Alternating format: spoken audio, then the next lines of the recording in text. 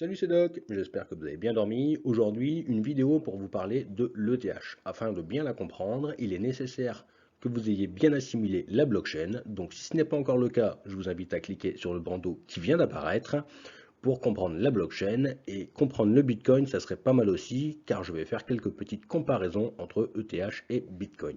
Allez, bon visionnage!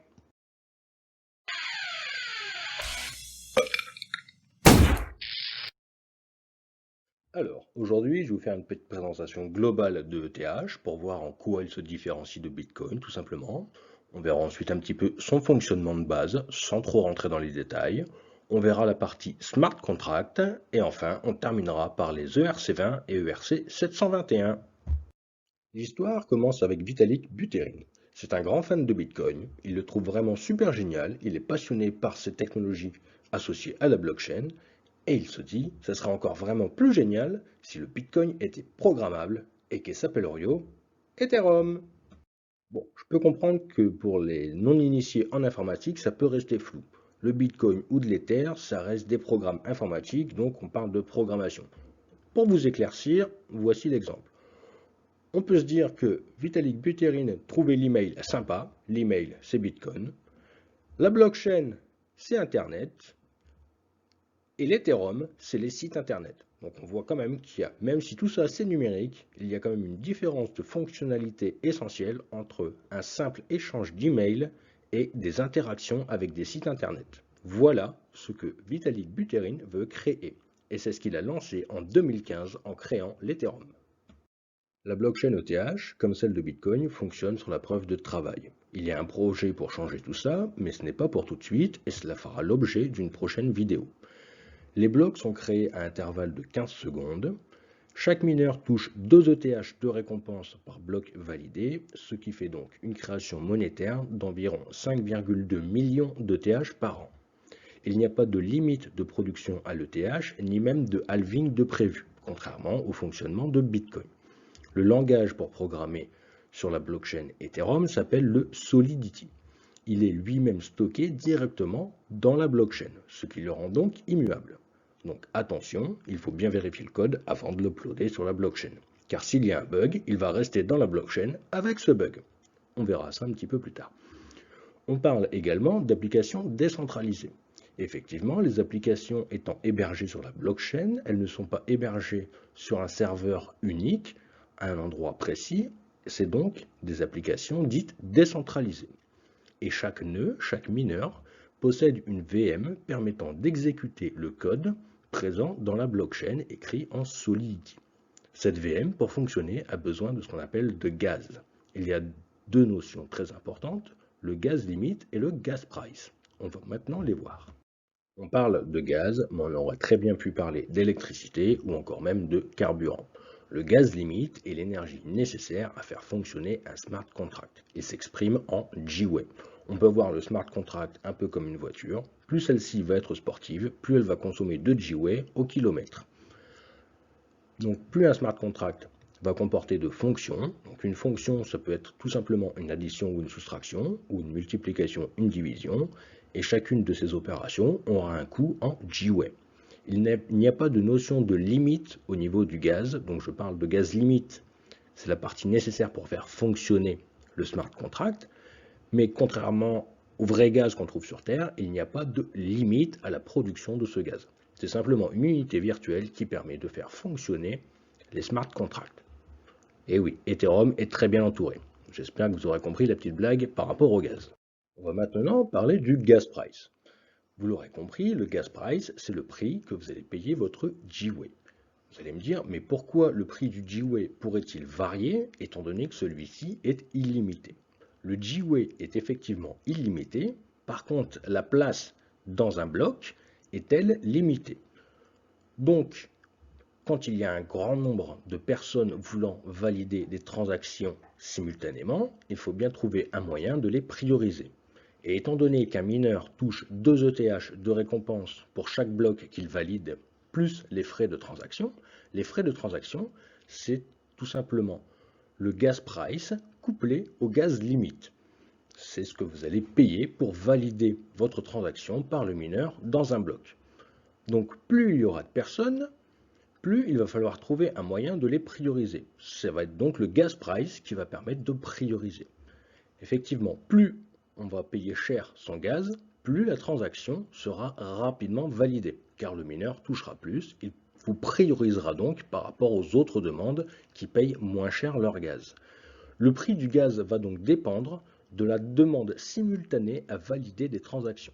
Plus le nombre de demandes explose, plus le prix du gaz va être élevé. Il y a un petit site également qui est très bien fait. Je vous mets le lien en description et vous pourrez l'observer attentivement pendant de longues heures. Non, je rigole, mais ça va vous permettre en fait de bien comprendre ce système de fonctionnement de paiement de gaz pour les mineurs. Et on ne parle pas que de gaz parce que ça parle aussi du Bitcoin. Donc vous pourrez voir la différence de fonctionnement entre le Bitcoin et le TH. Voilà, je vous mets le lien en description. N'hésitez pas à aller le voir, c'est super bien fait. On va maintenant parler des smart contracts. Il existe deux types d'adresses dans la blockchain ETH. Les adresses, on va dire, traditionnelles, celles où on détient nos clés privées et nous permettant de transférer nos ETH d'une adresse à l'autre, et les adresses de smart contracts. Ce sont des adresses hébergeant tout simplement le code écrit en Solidity permettant d'exécuter les smart contracts. Sur ces adresses-là, pas de clés privées, étant donné que les smart contracts sont autonomes. Les smart contracts fonctionnent comme n'importe quel code informatique. Ils ont besoin de données entrantes, cela peut être une condition ou une information, et ils vont sortir un résultat. Ce résultat sera inscrit dans la blockchain. N'importe qui pourra consulter le résultat exécuté par le smart contract et il pourra également consulter le code du smart contract, étant donné que tout ça est enregistré dans la blockchain. Il y a une différence entre DApp, application décentralisée, et smart contract. Une application décentralisée peut être composée de un ou plusieurs smart contracts.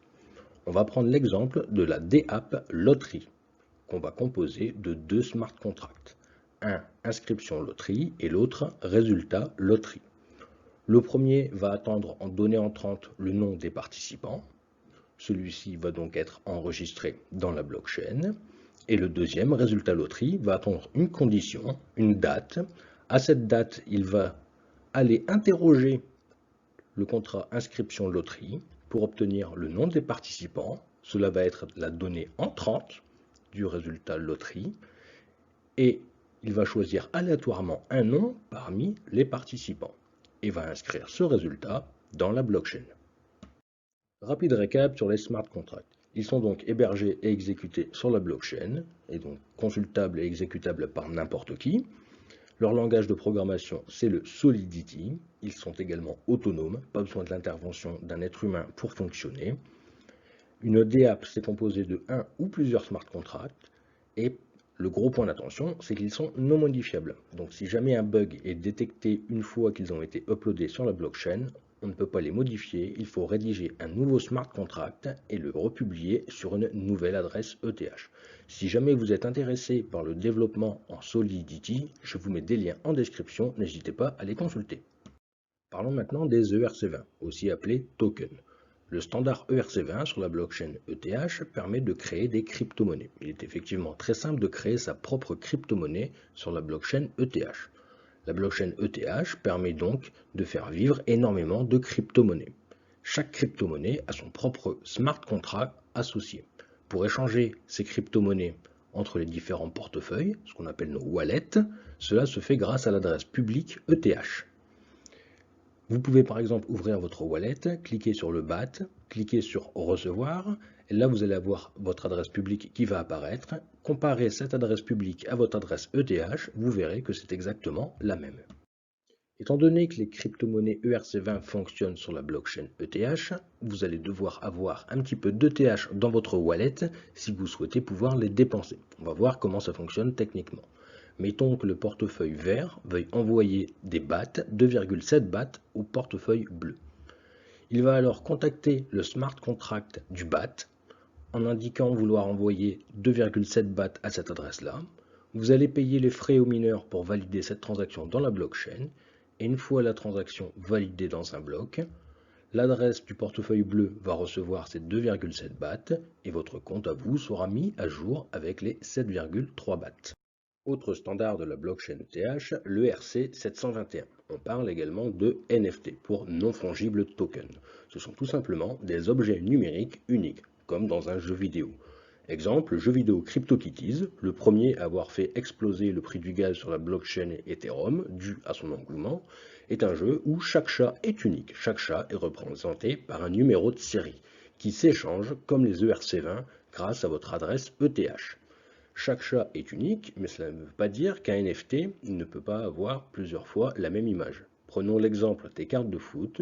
On peut par exemple imprimer, enfin pas imprimer, mais créer numériquement 1000 images du même joueur. Il y aura donc 1000 cartes de disponibles avec la même image, mais chaque image aura un numéro de série différent.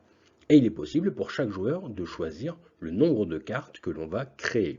Donc on peut créer plusieurs fois la même image, mais numériquement parlant, chaque image aura un numéro de série différent. Le RC 721 permet également d'interagir avec le monde réel. Et oui, ce n'est pas que 100% virtuel. Techniquement, c'est 100% virtuel, mais on va voir qu'avec notre ami cryptomaniac.fr, il est possible de faire interagir le virtuel avec le réel. Cryptomaniac.fr, c'est un éditeur de sublimes cartes pour les fans de crypto. Ces cartes sont physiques et vous pouvez les acheter directement sur son site. Bien entendu, je vous mets le lien en description. Et chacune de ces cartes physiques possède un NFT. En fait, ce n'est pas chacune de ces cartes physiques, c'est chaque modèle plutôt, chaque image vendue physiquement possède un seul et unique NFT. Et c'est là où la magie de l'interaction du virtuel et du réel rentre en scène. Le possesseur du NFT va toucher 5% sur chaque carte physique vendue par cryptomaniac.fr. Cryptomaniac.fr va continuer de vendre des cartes physiques, peu importe à qui appartient le NFT. Le NFT peut être revendu effectivement après à quelqu'un d'autre, mais on aura toujours l'adresse du possesseur grâce à la blockchain ETH, et le possesseur du NFT recevra systématiquement 5% sur les cartes physiques vendues par notre ami cryptomaniac.fr. Ça y est, nous voilà arrivés au moment de s'il vous plaît, monsieur, un petit pouce bleu, pouvez-vous vous abonner? Mais vous savez, l'essentiel pour moi, c'est de partager l'information. Et oui, car le partage du savoir, c'est ce qu'il y a de plus important. Bon, ok, un petit don en crypto, ça me ferait bien plaisir aussi. J'espère que cette vidéo vous aura plu, que vous aurez appris des nouvelles choses. Comme d'habitude, si vous avez encore des questions, n'hésitez pas à vous manifester en commentaire. Et pour encore plus de réactivité, manifestez-vous sur Twitter. C'est le réseau sur lequel je suis le plus actif. Sur ce, je vous souhaite une bonne fin de journée, reposez-vous bien et à la semaine prochaine. Ciao!